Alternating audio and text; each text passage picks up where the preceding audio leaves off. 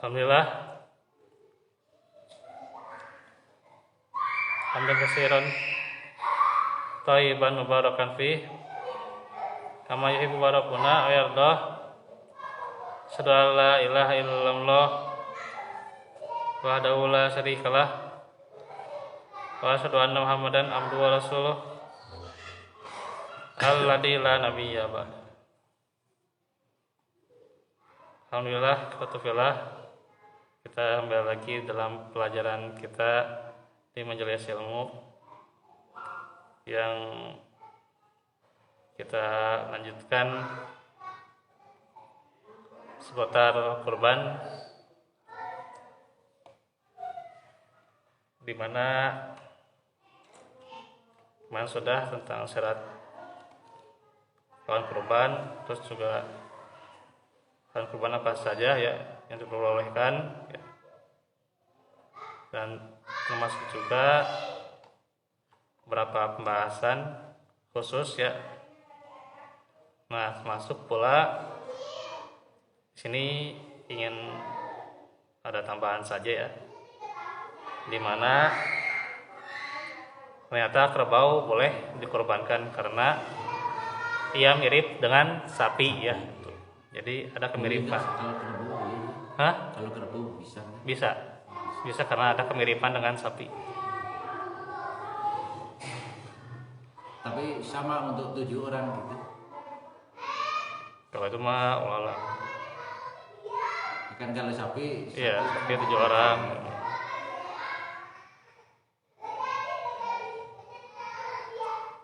Bahkan ada klaim ijma bahwa kerbau sebagaimana hukum sapi ini ada.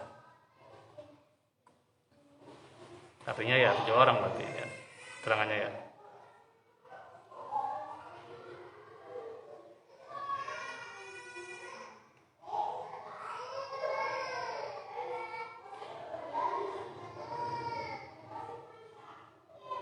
Kata Ibnu Muzir, para ulama bersepakat bahwa hukum kerbau itu sebagaimana hukum sapi. Ya. Unta, kalau unta berapa orang? Unta mah nggak disebut. Nggak disebut ya. Kan gede itu.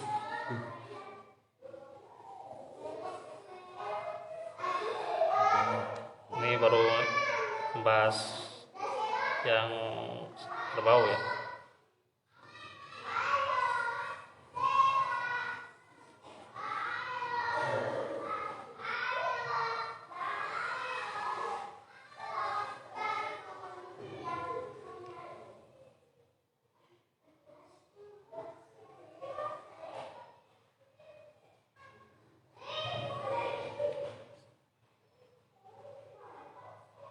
Kita lanjutkan sekarang, syaratnya udah ya.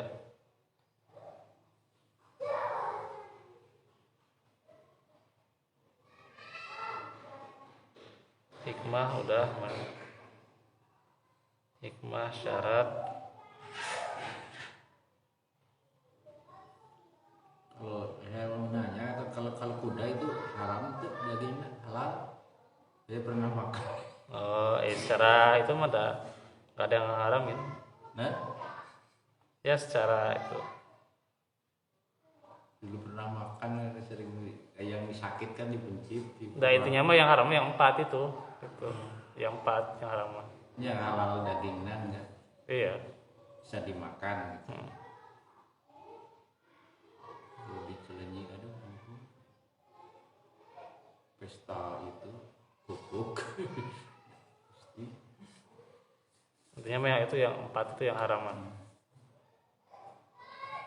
Mereka mau main tata, wadah ma khinzir. Kinjiri. Terus yang disembelih bukan menyebut nama Allah itu. Pencit ini gergel itu. Hah? Bukan mencit ayam baca sekaligus atau gimana? Kan ini besok di Gedebun saya lihat di kebun gedang. Ya harus dengan itu. Menyebut nama Allah, terus ya, dengan kasih sayang menyembelih hewan juga. Kalau anak saya nggak mau beli yang di pasar. ya power. Dulu itu almarhum ikan ayam kalau yang mencit sendiri mah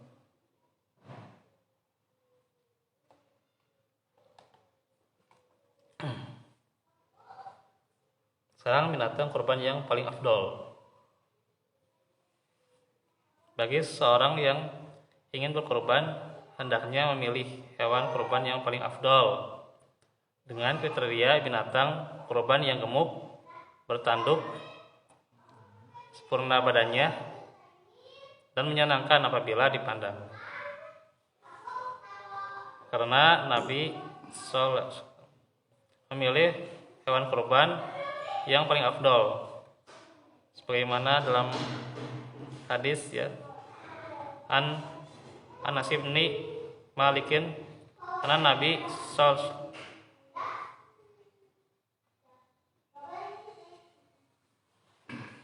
doha bikab syayni akrona ini lahaini.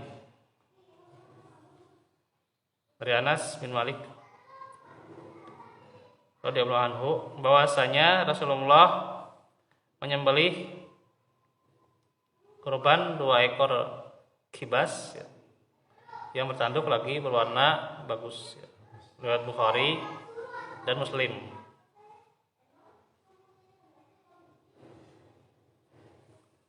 Dikatakan oleh Syekh Utsaimin rahimahullah, kibas itu adalah jenis kambing yang berbadan besar ya.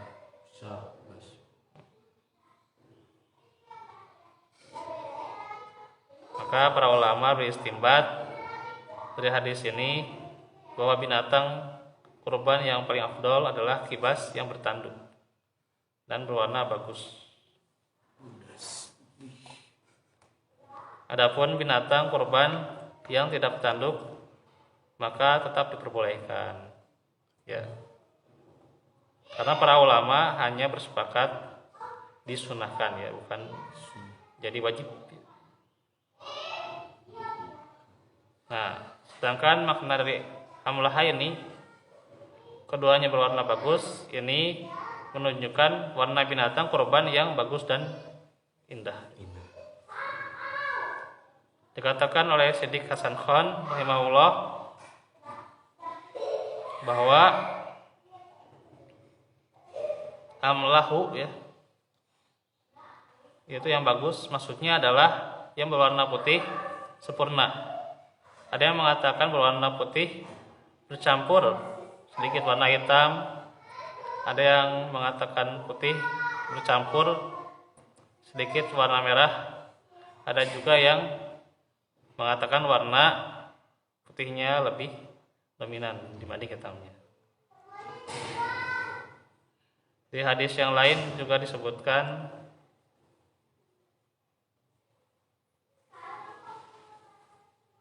an Abi Sayyidin qala kana Rasulullah yudahi sallallahu yudahi bikapsin akrona fahilin yanzuru fi sawadin wa ya'kulu fi sawadin wa yamsi fi sawadin. Dari Abu Sa'id Al-Khudri radhiyallahu anhu, beliau berkata, adalah Rasulullah berkurban dengan kibas yang bertanduk yang nampak jelas kejantanannya.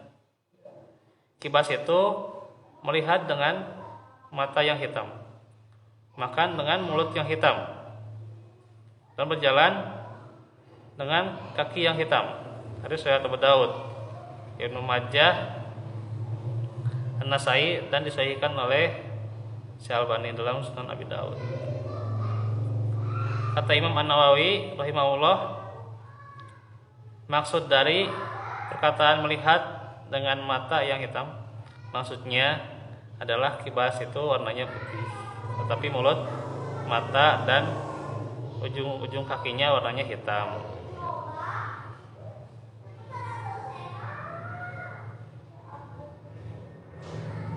Nah, hal yang disyariatkan bagi yang hendak berkurban diantaranya disyariatkan bagi seorang yang hendak berkurban apabila datang bulan Zulhijjah untuk tidak memotong atau mengambil sedikit pun dari rambut, ya, kuku dan kulitnya. Jadi kuku ya tidak dipotong, ya, kukunya. Rambut baik atas ya kumis, depan belakang juga. Nah, itu juga tidak dipotong.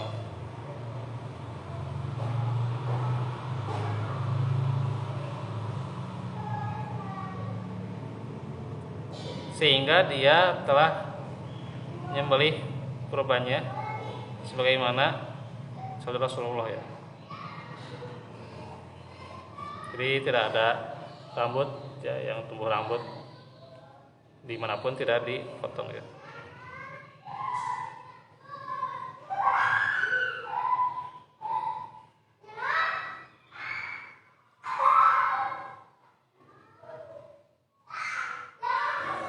Sebagaimana dalam hadis, idza dakhalat al-ashru wa arada ahadukum an yudhiya fala ya'khudunna min sya'rihi wa basyarihi wala min azfarihi syai'an hatta yudhiya. Apabila masuk 10 hari, maksudnya awal bulan Zulhijjah. Jadi kalau sebelumnya memang nggak apa-apa gitu, mau dipotong, mau diambil sedikit, ya nggak apa-apa gitu, ya, itu mau dicabut, ya, itu nggak masalah, ya, itu.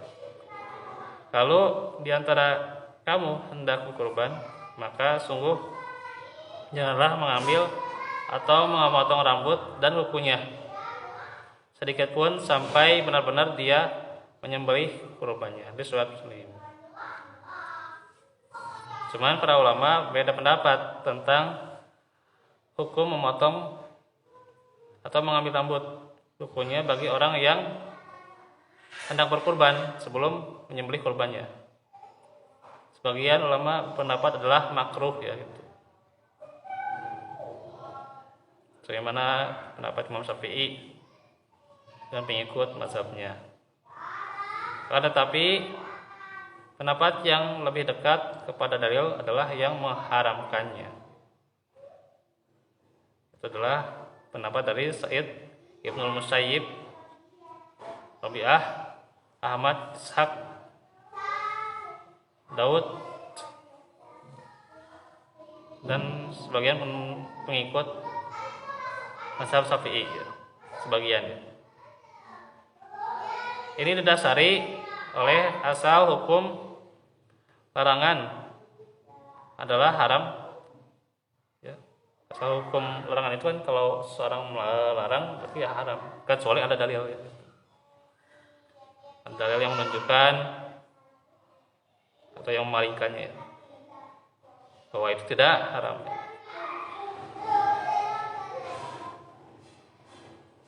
Sedangkan dalam masalah ini tidak ada dalil yang memalingkannya. Tambah lagi Rasulullah melarang dengan tambahan huruf nun bertasdid. Artinya ini menguatkan, ya.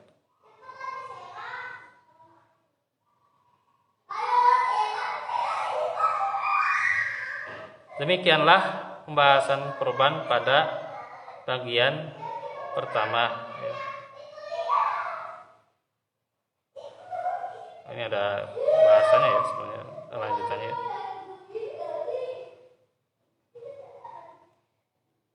Ini dari penulis mah ada lanjutannya sebenarnya. Nah, sekarang masuk ke bahasan yang lain. Apakah seekor kambing hanya untuk satu orang serta keluarganya, ya? Ada sebuah adat atau kebiasaan para sahabat dan para salafus salih. Setiap datang hari raya Idul Adha, mereka menyembelih seekor kambing untuk dirinya beserta keluarganya. karena meneladani apa yang dicontohkan oleh Rasulullah. Hal ini ditunjukkan dalam hadis, ya. An Aba Ayyuba kana rajulu fi ahdin Nabi yudahi bisyati anhu wa an ahli baitihi. Dari Abu Ayyub berkata, adalah seorang laki-laki pada zaman Rasulullah menyembelih seekor kambing untuk dirinya beserta keluarganya. Itu Sahih Tirmizi, Ibnu Majah, dan disahihkan oleh Syekh Al-Albani di Irwaul Ghalil, ya, kitabnya. Nah, dari hadis di atas dipahami bahwa termasuk sunnah, ya, apabila seorang berkorban seekor kambing hendaknya mengikut sertakan keluarganya untuk mendapatkan pahala kurbannya. Sedangkan bersekutu atau patungan, misalnya patungan 2 orang, ya, atau lebih untuk berkurban seekor kambing, atau di sekolah kan kadang ada yang suka patungan untuk kurban, ya, maka tidak pernah ada di zaman Rasulullah. Artinya tidak dicontohkan, ya. Tidak ada dicontohkan. Hah? Ya itu mah niatnya sedekah aja, bukan kurban, ya. Karena kalau kurban mah ya ada ketentuannya. Ya kalau misalnya patungan buat sapi, buat apa domba di sekolah, itu mah ya sedekah aja, bukan kurban. Jadi nggak masuk kurban. Sedekah itu mah. Ya sayang kalau niatkan kurban padahal dia sebenarnya sedekah gitu. Nah ini makanya harus ada dasar ilmunya gitu. Kita belajar di sini dasar ilmu gitu. Kalau misalnya di sekolah diniatkan patungan buat kurban, ya, kewajiban ya mungkin ya kitanya niatnya sedekah aja gitu. Niat kitanya sedekah, sebenarnya bukan kurban itu sebenarnya. Iya sedekah aja. Ya katakan di sekolah itu kan yang khusus. Ya gitulah, nggak tahu emang ilmunya kayaknya belum sampai gitu, belum sampai ilmunya, jadi demikian kayak gitulah gitu.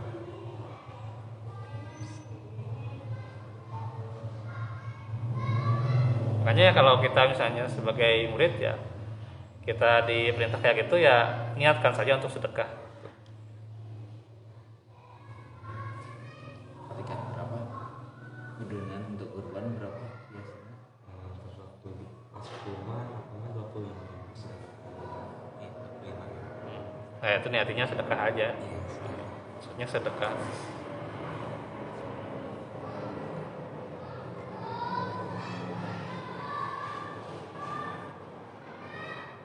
Jadi perlu dibedakan antara menyertakan anggota keluarga untuk mendapat pahala, ya, dengan bersekutu dalam berkurban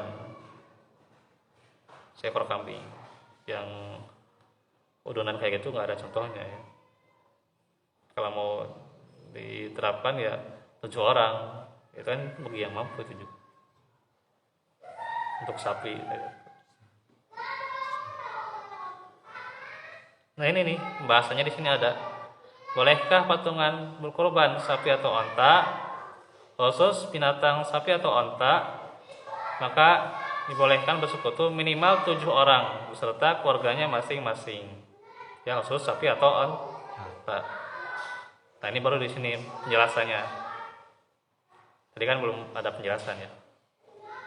Hal ini didasari sebuah hadis, ya. Bentar.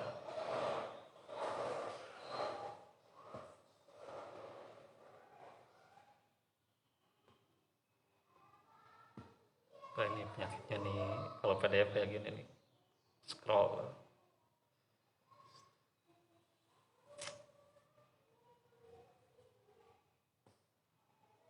Ada nggak mencet back?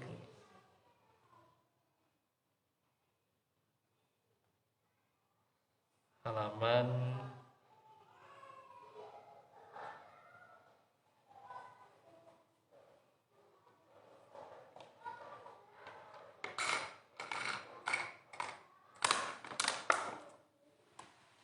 Oh ini kan. Halaman 25 ya.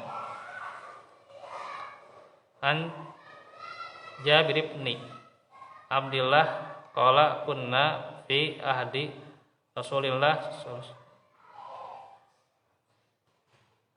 nadbahul baqarata an sab'atin wal jazuro an sab'atin tastariku fi.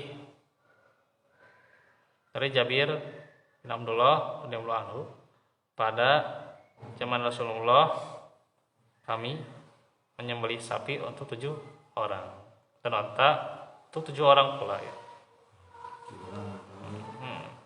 Kami bersekutu di dalamnya. Riwayat Muslim.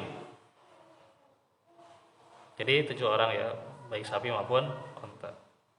Dari keterangan di atas kita mengetahui bahwa bersekutu lebih dari seorang ya, untuk berkorban kambing adalah misalnya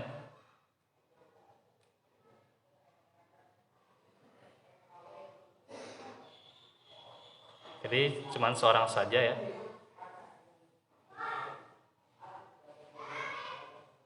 Oh, misalnya lebih dari 1 untuk kambing ya, dan misalnya bersekutu lebih dari 7 orang untuk berkorban sapi atau unta, tidaklah diperkenankan.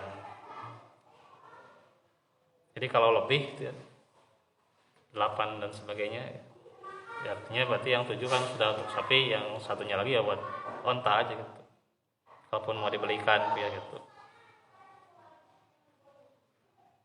Terus juga karena kambing cuma 1 orang aja ya gitu. Jadi kalau misalnya udunan yang melebihi daripada itu ya, maka tidak ada keterangan atau dalilnya ya dari Quran maupun Sunnah. Dan barang siapa yang mengadakan suatu ibadah yang tidak dicontohkan oleh Allah dan Rasulnya, maka ibadah tersebut adalah ditolak ya, tidak ada penerimaan yang tidak diterima. Dari riwayat Muslim sudah jelas ya. Sebagian bentuk ibadah tata caranya tidak ditentukan ya oleh pembuat syariat ya, seperti silaturahmi ya, itu mengada tentuan ya, itu berwalidain bebas kebaikannya ya dan sebagainya ya. Kalau itu boleh ya, melaksanakan ibadah jenis ini sesuai dengan kebiasaan atau adat istiadat ya, asalkan tidak menyelisihi syariat. Sedangkan ibadah yang tata caranya sudah ditentukan ya oleh pembuat syariat dan berkorban adalah termasuk ibadah yang ditentukan tata caranya ya, sehingga tidak boleh menyelisihi tata caranya. Dan juga yang keempat, belum pernah terjadi pada zaman Rasulullah dan para sahabat salafus sholih berkorban dengan cara di atas ya. Ya, patungan misalnya sekelas ya gitu untuk kurban ya, belum ada. Atau CRT nggak ada ya, CRT kejadian untuk berkorban nggak ada kejadiannya ya. Kadang di sekolah itu kejadiannya itu belum sampai ilmunya gitu. Dan seandainya hal itu baik dan seandainya perbuatan ini mendidik, maka mereka pasti lebih dahulu melakukannya, sedangkan tidak dilakukan ya. Justru generasi terbaik, generasi Nabi dan para sahabat tidak mencontohkannya ya.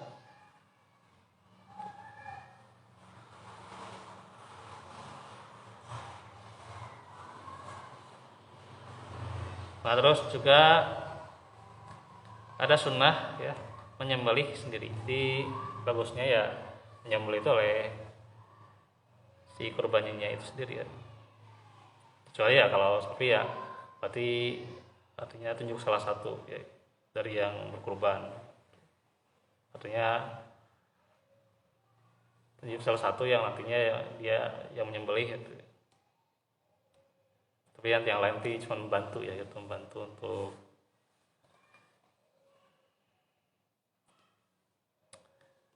ketika menjatuhkannya gitu kan gitu.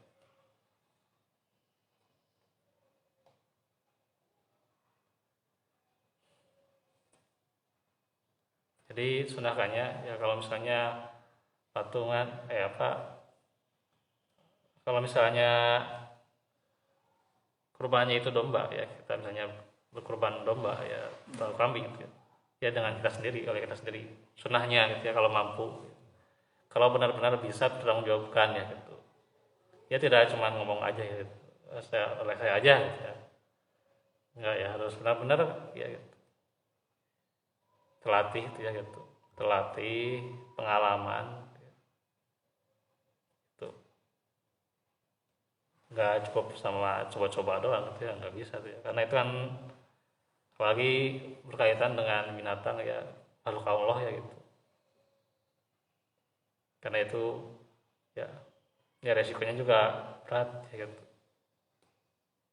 bukan hanya dirinya ya, orang lain juga atau hewannya juga kan kebawa mudaratnya kalau dia coba-coba ya. Nah makanya emang ada pelatihan ya. Kalau ada waktu itu ada di Sabtu itu di Margahayu ya, kan ada di grup ya. Cuma saya nggak ada gitu ya. Uzur saya mah nggak bisa izin, dah kan mau kegiatan wisuda soalnya sudah hafalan kan nggak bisa izin, cuma harus di ini, anaknya harus dilatih anak-anaknya.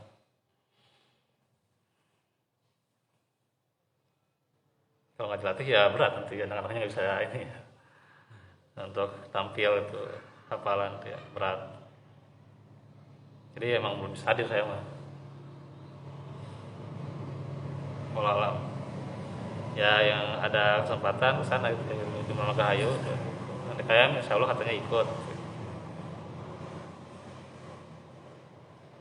cuman memang pendaftarannya penuh di situ ya, tapi ya kalau mau ikut juga ikut aja lah.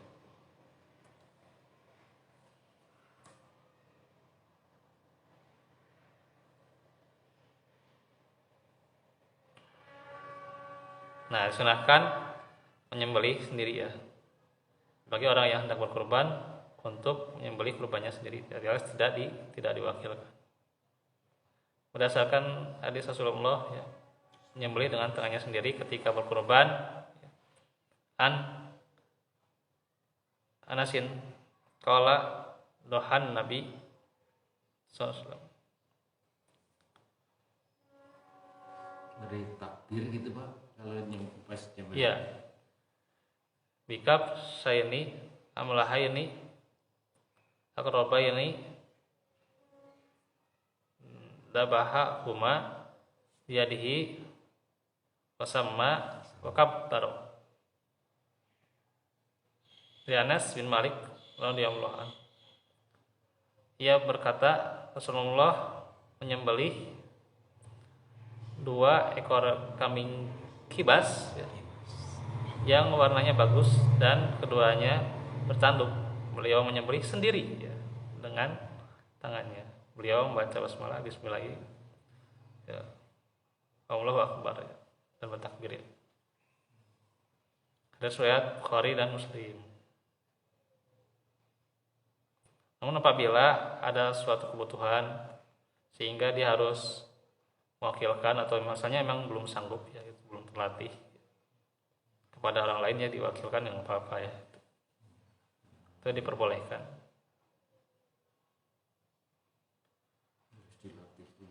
Ya harus latih dulu itu mah.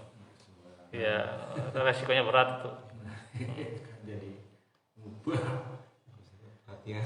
Oh iya, sini aja kan di Tahul Jannah ada yang kabur kan, ada yang kabur satu kan. Sapi. Iya sapi, ada yang kabur tuh. Kurban tuh 1-2 ada yang kabur tuh, hewannya itu. di tali ya gitu. Kita lihat pas di itunya kan mau di Lepas iya mau disembelih kan gitu, karena emang nggak terlatih ya kabur itu. Emang nggak sembarangan tuh ya.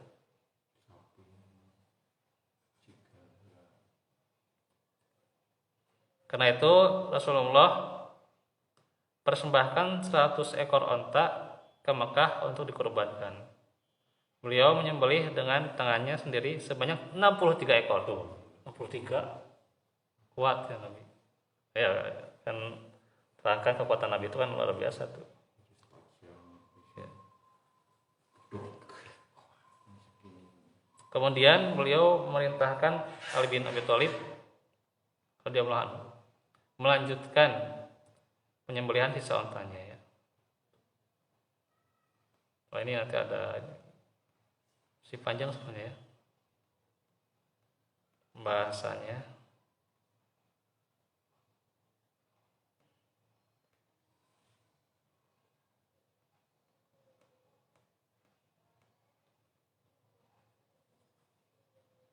Paling segitu dulu aja ya.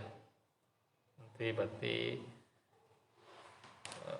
besoknya insya Allah dari halaman 31 ya, nomor 4 poin keempat. Nah itu aja paling ya besok, karena ada Jumatan ya berdasar berarti. Kalau ada Jumat nggak berdasar aja ya.